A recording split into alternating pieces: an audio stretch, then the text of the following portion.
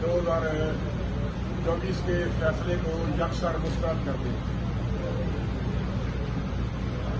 تحریک لبیک پاکستان کے ساتھ تو خیر پہلے بھی زہر ملا گیا ہے اور اب بھی اسی کو دہرایا گیا ہے، اور یہ فیصلہ آئین، قانون اور شریعت کے ساتھ متصادم ہے اور تضادات کا مجموعہ ہے۔ علاوہ بھی یہ فیصلہ وطن عزیز کے امن و امان کے لیے سنگین خطرے کا باعث ہے اور افراتفری کا باعث ہے۔ تفصیلی لائحہ عمل مذہبی قیادتوں کے ساتھ مشاورت کے بعد اور وکلاء کے ساتھ مشاورت کے بعد انشاءاللہ پوری قوم کے سامنے آ جائے گا۔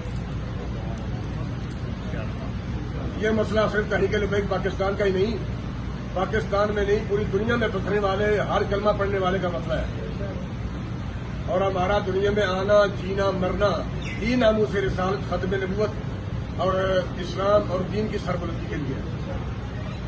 اس مسئلے پر ہم کسی قیمت ہرگز سودا کرنے کے لیے قطعاً تیار نہیں ہیں، بلکہ امت مسلمہ کا ہر فرد اپنی جان دینے کے لیے اس مسئلے کے لیے تیار ہے۔ سپریم کورٹ نے ہر عالم کفر کی، ہر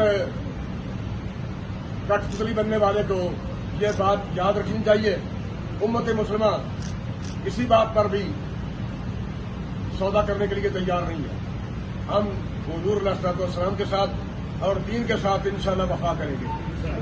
ہماری جان، مال، ہر چیز حضور علیہ السلام کے دین کے لیے، نبی علیہ السلام کے ساتھ وفا کرنے کے لیے حاضر ہیں۔ تاجدار ختم نبوت زندہ باد، زندہ باد۔ تحریک لبیک پاکستان نے پٹیشن دائر کی تھی، لیکن اس کا ذکر فیصلے میں نہیں کیا گیا، جبکہ اس کا ذکر کرنا چاہیے تھا۔ بہرحال ہم اپنے موقف پہ اب بھی قائم ہیں، اور ہمارا سب کچھ دین اسلام کی سربلندی کے لیے، نبی علیہ السلام کے لیے، آپ کے دین کے لیے ہم ہر وقت حاضر ہیں۔